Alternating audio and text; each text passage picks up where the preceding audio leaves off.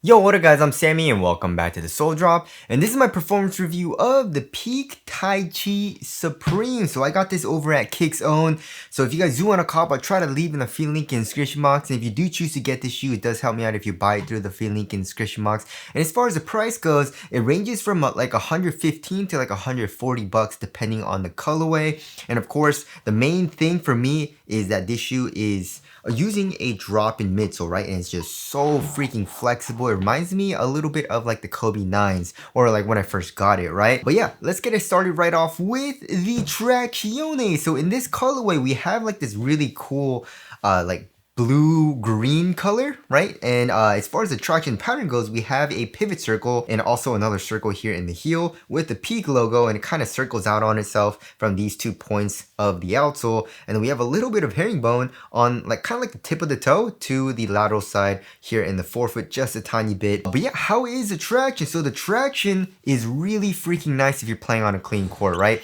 I had an amazing bite and I had zero issues with the traction, and also it has a very nice loud high-pitched squeak, which of course has nothing to do with performance. But yeah, this shoe is super loud and super high-pitched, which I do like, of course.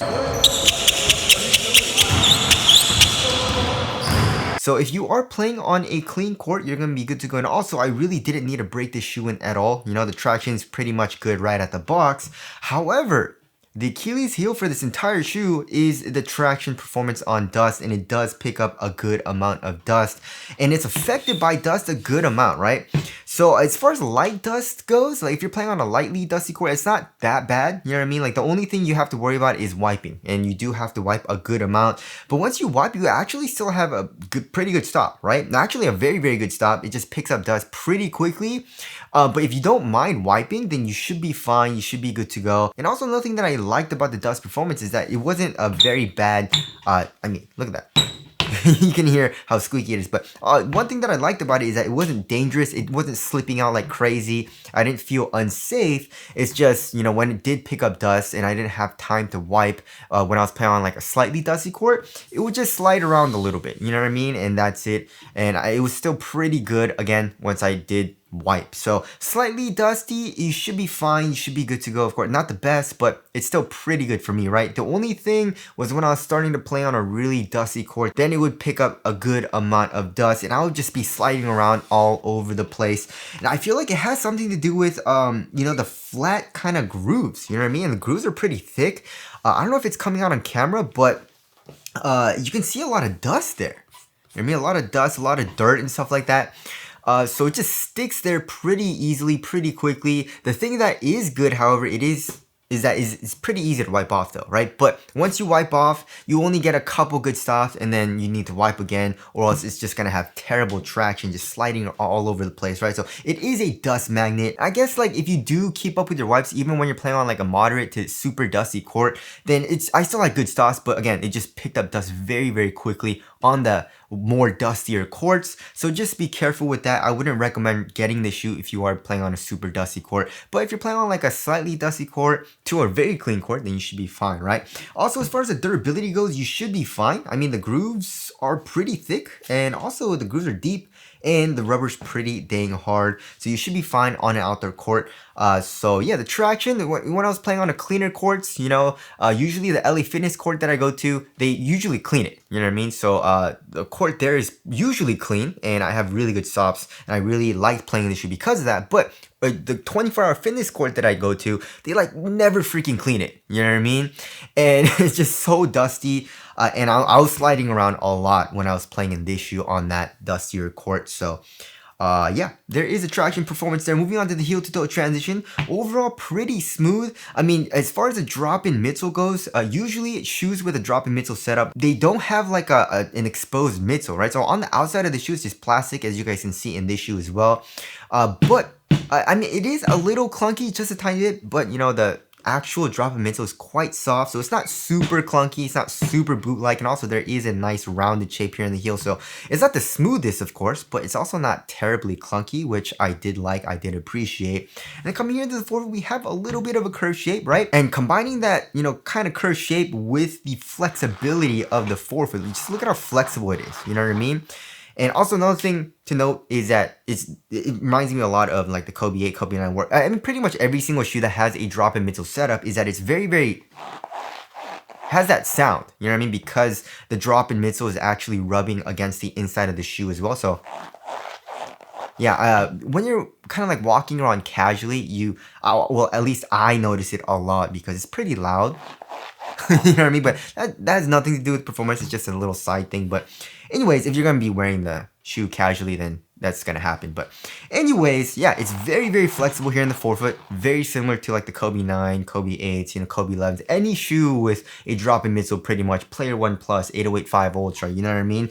So it is very flexible here in the forefoot. Torsion support also isn't the best, you know what I mean? It's not terrible, however, and you know what I mean? Like, for example, comparing to the Lukas, right? The Luka 4s have an actual midsole. It's not a drop midsole, but like these are just so flexible. Torsion support is terrible in this shoe. These are a little bit stiffer than that because if you take out the drop-in midsole, underneath the drop-in, you do have that kind of plate.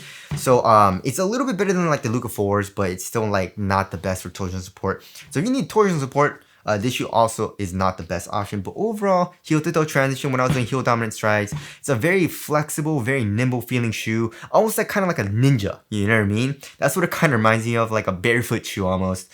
And overall, it's a very smooth feel as well. I guess besides it being a little clunky here in the heel. So there's that. Moving on to the cushioning setup. So like I mentioned before, it is using a drop-in midsole, and it's using a combination of Peak Taichi. It says Peak Taichi here in the heel as well as P Ultralight. And I'm guessing it's dual density, you know what I mean? But when I feel it with my fingers, it doesn't feel that different. You know what I mean? Maybe I would say the Peak Taichi right here in the heel is just a tiny bit softer, and then feeling the P Ultralight, I'm guessing is this like darker green color. It's a little bit stiffer, but it's honestly like not that different. You know what I mean? I'm guessing the Peak Taichi is also on the top, you know what I mean? But it doesn't look like it's like dual density to me. I don't know. I can be wrong, of course, and I apologize if I am. It's just, tech specs, doesn't really say anything online. But anyways, I'm going to tell you guys how it feels, and the core feel is nuts. The core feel is really freaking good in this shoe, and it also has a pretty flat offset. You know what I mean? Like the heel is just a tiny bit thicker, as far as the foam goes, than the forefoot, but it's more of like a flatter shape. A lot of shoes nowadays have a very high heel and a very high offset, but this one's a little bit flatter, and again, core feel is really freaking good, right? So yeah, the core feel being good does affect the impact protection a little bit though, right? Because you are so low to the ground and because the foam is so thin, the impact protection wasn't the best, right? It reminded me of like, the old school Kobe 8 and Kobe 9 with the Lunarlon, you know what I mean? Not with the React drop-ins, but with the Lunarlon drop-ins. And when you first get the Lunarlon drop-in midsoles, they're actually pretty dang nice. And I would say with this drop-in, it feels very similar to the non-broken in Lunarlon drop-in midsoles found in like the Kobe 8s and the Kobe 9s, you know what I mean? So it's soft, impact protection is okay, right? It's really good for how low to the ground you are, but overall impact protection is not great. When you're doing heel strikes, like pretty hard heel strikes, I wouldn't say like it was bottoming out the foam, and also didn't feel like my foot was hitting the floor too much, but it just hurt my foot just a tiny bit and definitely didn't feel the best for impact protection, right?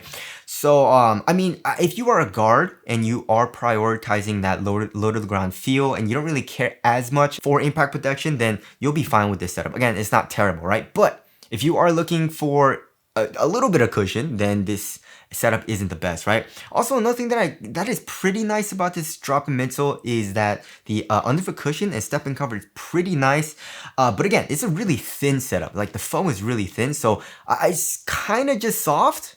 And you feel a little bit of compression and it just stops because again, it's a really thin foam.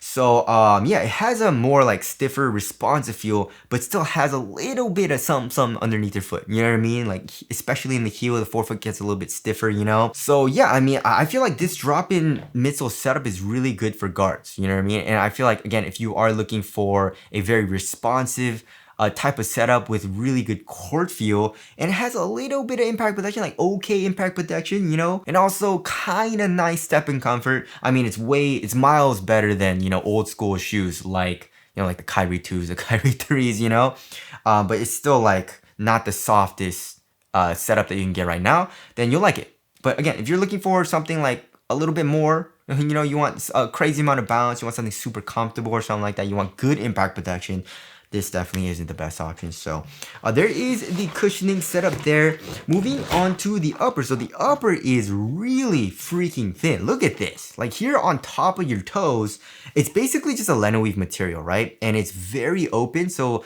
here on top of your toes, you have really good airflow, very good ventilation, right? And then around the tip of the toe, you have like an underlaying material. They glued that there, of course, and it stiffens up the material, adding for a little bit more support and also a little bit more durability, especially if you do toe drags. You have a little bit of a fuse here as well, like overlays. So yeah, it's really soft on top of your foot, and it's not the most supportive though. I mean, it doesn't stretch, but it's a really soft material here in the toe box.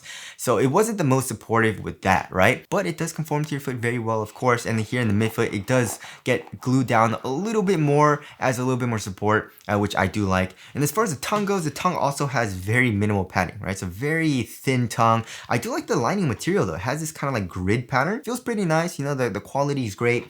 And it's also an independent tongue, which I don't like. You know what I mean? Most modern basketball shoes have like a half booty construction tongue.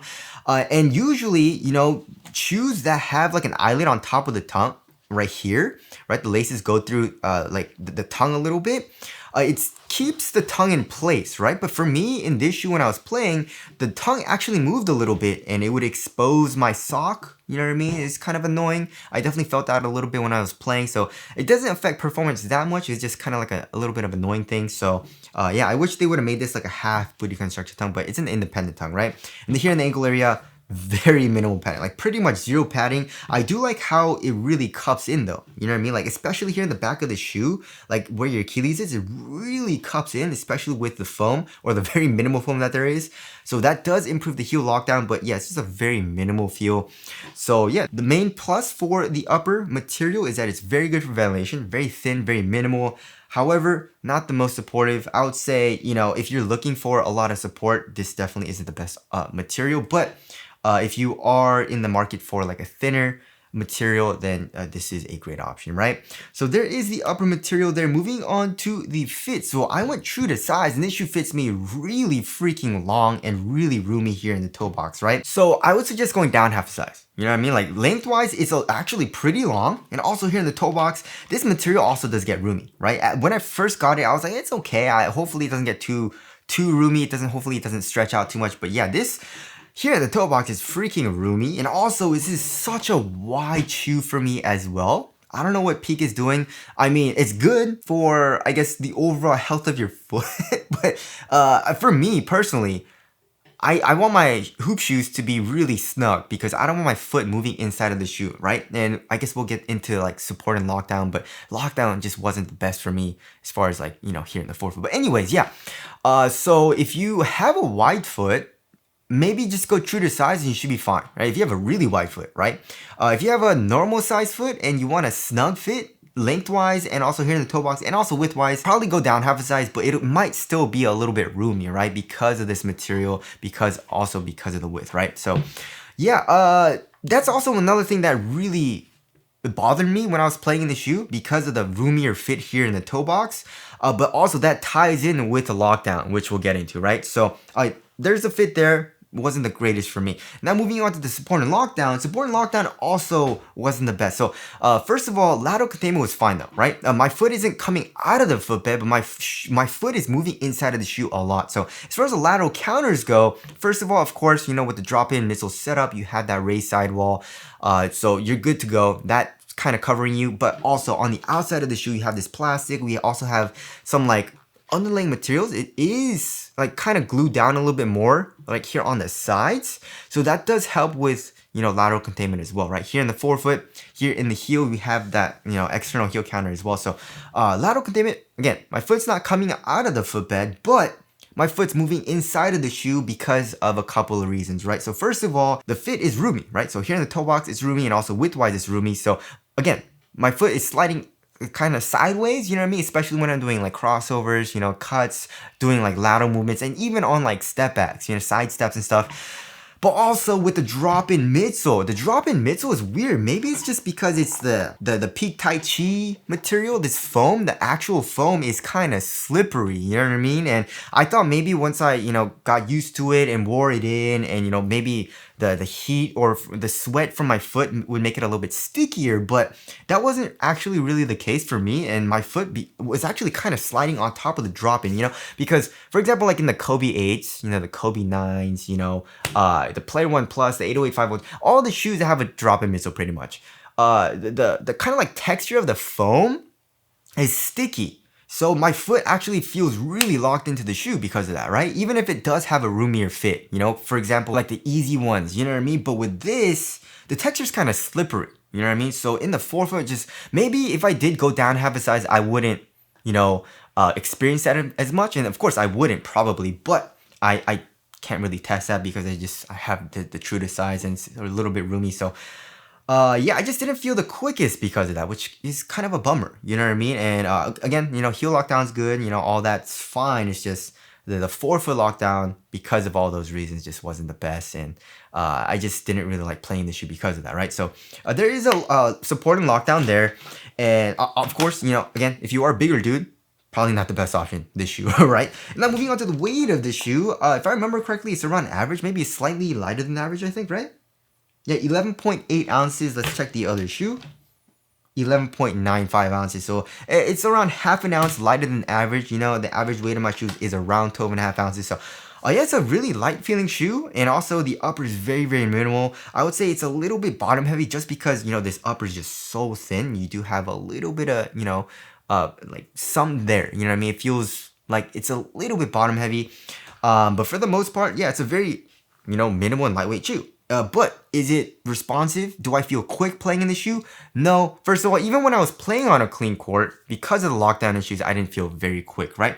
But also, the traction when I was playing on a dusty court wasn't the best, and I was sliding around. So when I was playing on a dusty court, I really didn't like playing in the shoe, right? And also, one thing that I kind of didn't like also is that this shoe just feels so freaking flexible and reminding me of pretty much playing in a barefoot shoe. And if you like that, then I'm sure you'll like it, right? But I didn't really like it too much, you know what I mean, playing in this shoe because first of all, I felt like my foot had to do more work, you know what I mean? Playing in a barefoot shoe type, very flexible feeling shoe, and combining all that with, the, bad traction and bad lockdown, that was an issue for me, right? For example, in the Luka 4, because the shoe is just so flexible, I didn't really mind it because, the lockdown was way better. The traction also picks up less dust and just had a better bite as well. So because of that, here in Luka 4, I didn't mind it as much, but here in this shoe, I didn't really like it, combining all those things, you know what I mean? So there is the weight there. Moving on to the ventilation, very, very good. Again, the upper is really thin, airflow is really good, and moving on to the aesthetics, it looks pretty good. There's also some pretty nice colorways as well. Just looks like just like a really, it almost looks like a water shoe because there's really no kind of like shape for the upper, you know what I mean? It just kind of like dies, you know what I mean? So anyways, the overall design is okay for me. So there's the aesthetics. Tell us what you guys think of the aesthetics down in the comment section below. So wrapping things up, I mean, I really wanted to like these shoes, you know what I mean? And I was very excited to get these shoes because I saw it was a drop-in, and when I first got it, I was like, oh, it feels pretty nice. And then everything that I was worried about for my kind of like first impressions video kind of never really got better, you know what I mean? So yeah, can't really recommend this shoe to you guys. Again, I don't think it would have been terrible, you know what I mean, if I did go down half a size, but I haven't, obviously I haven't tried that. So yeah, just not a huge fan of the performance of this shoe. But anyways, that about concludes my performance review of the Peak Taichi Supreme. Thank you guys for watching, and I'll see you guys in the next one.